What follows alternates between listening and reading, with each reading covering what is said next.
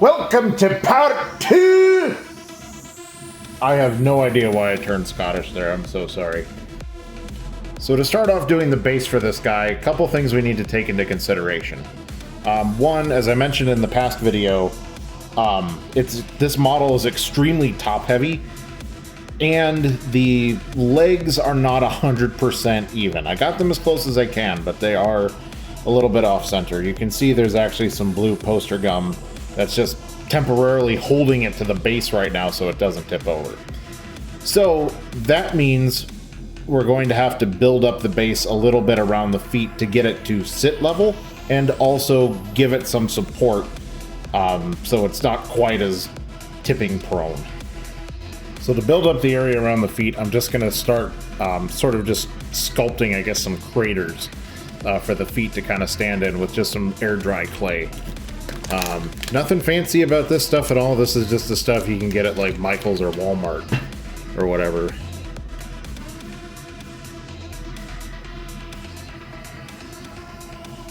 Just gonna make a nice little sort of round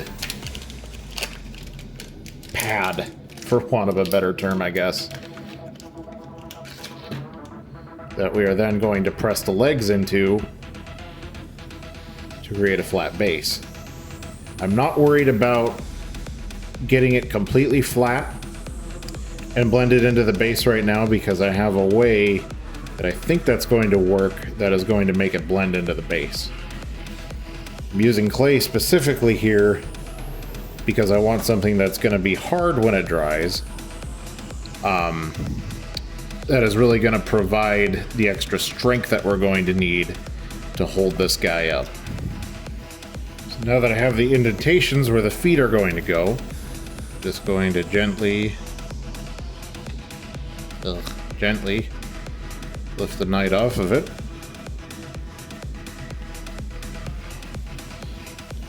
Just taking my sculpting tool here and I'm kind of blending it into the base as best I can.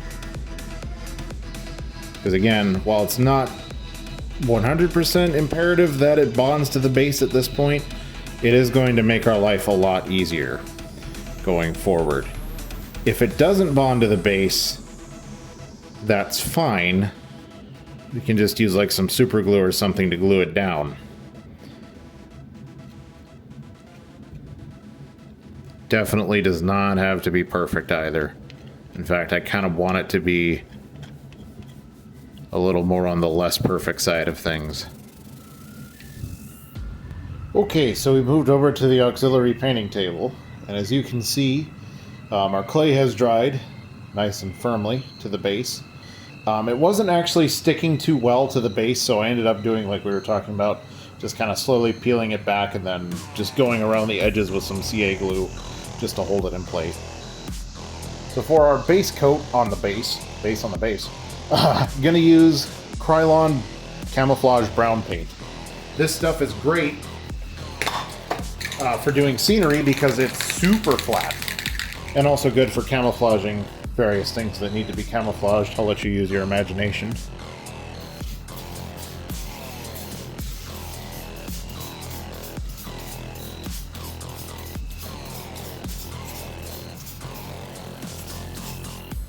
And while we're over at the auxiliary painting table, figured now would be a good time to also paint some rubble. So while you can buy this stuff, and I believe some of this is stuff that I did buy a long time ago, it's actually pretty easy to make. All you really have to do is just get like a shallow Tupperware container and just take some plaster of Paris, let it cure to the bottom of the container, and then just drop it on like a concrete floor, and then it'll shatter and you get these lovely concrete chunks. Or concrete looking chunks, I should say. I've actually just been storing these in like a Ziploc bag for the past, I don't know, 15 years or so, just slowly letting them getting more and more broken up and more eroded over time, and it looks pretty convincing. To paint them, just going to use, again, some hardware store spray paint. This is a matte gray color. I usually don't use my good model paints for stuff like this. If you're rich and you can afford to spray gallons and gallons of hobby paint every time you want to do a little project, you go right ahead. But as you can see, regular old Rattle can will work just fine for stuff like this.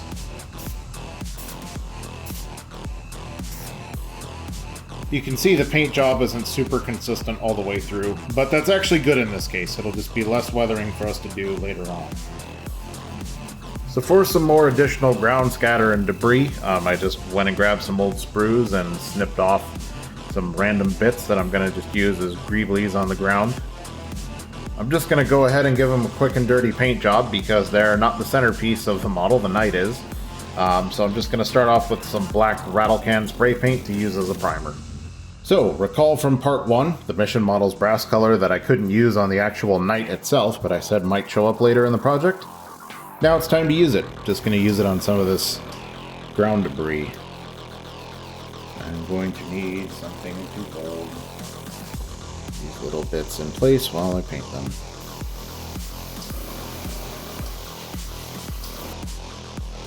You can see how thin this stuff is. Probably going to need several coats. Again, this would not work very well for brush painting. Unless you like found some medium or something and managed to thicken it up quite a bit.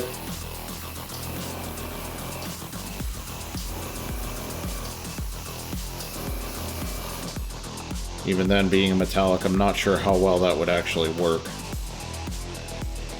For some of the other debris pieces, I'm going to be starting off with a Vallejo steel for the base coat.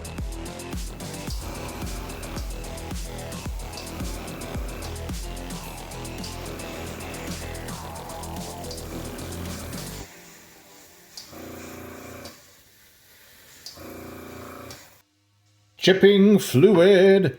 I honestly have no idea if this stuff is even good. I've had this for ages.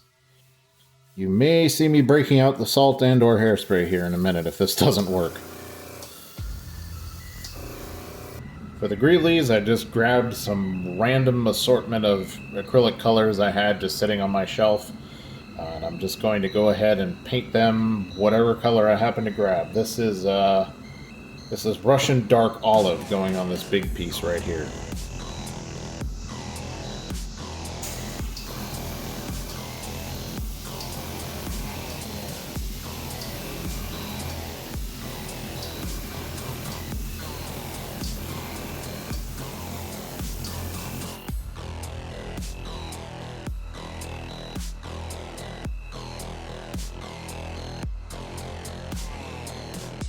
This process is so satisfying. Like, yes, there are other ways of doing chips, but this is by far the most entertaining. So now that the paint's mostly dry, I'm just going around with some Vallejo Diorama Effects Earth Texture.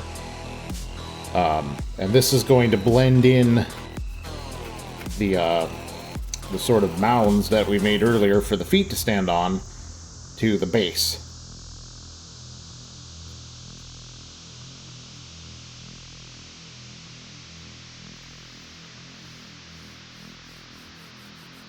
Smearing it on with this popsicle stick here. I'm going to go in later with some of my sculpting tools once I get most of it on and just sort of smooth it out and get it nice and flat. I'm also going to be pressing in some of the rubble and the ground debris to make it look like it's stuff that's fallen and gotten partially buried after it hit the ground. Working kind of quickly here because this stuff is an acrylic based product, so it does dry kind of quickly, and I want to make sure I have enough work time to make it look good, and so I can also pot the ground scatter into it before it cures. Not a lot of talking for this part. Enjoy the music.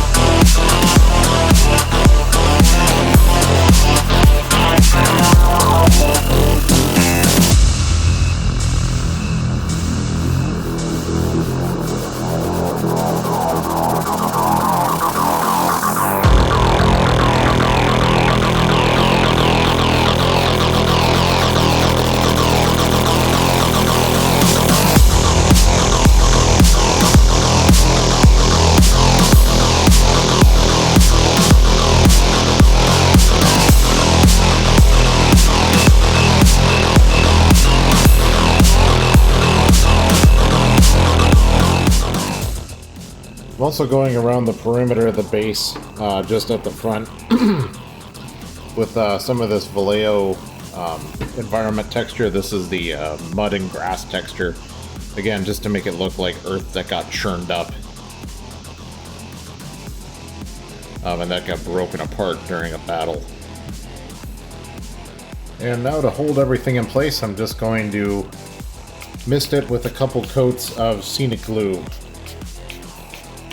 Pretty easy to make. If you don't know how to make it, it's just water, dish soap, and whatever PVA glue you choose. I use matte Mod Podge.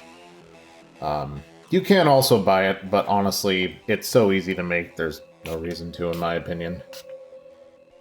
Unless you just like giving Woodland Scenics your money.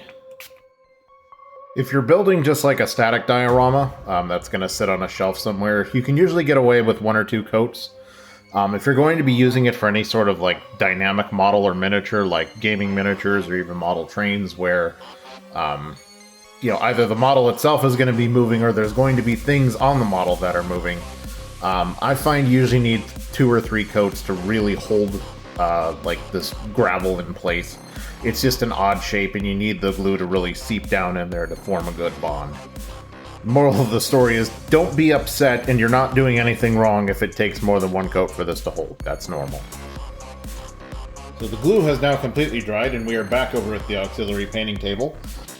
The final step is going to be, I'm just going to very lightly mist the entire base with gray spray paint to make it look like it's covered in concrete dust and to kind of unify and sort of wash out the finish a little bit. So I'm going to be holding the spray paint can about 1.5 foot, maybe 2 feet away from the base.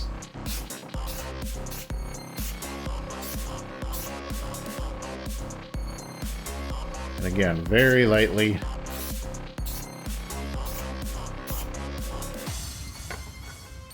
Okay, glue gun is ready. Time for the moment of truth.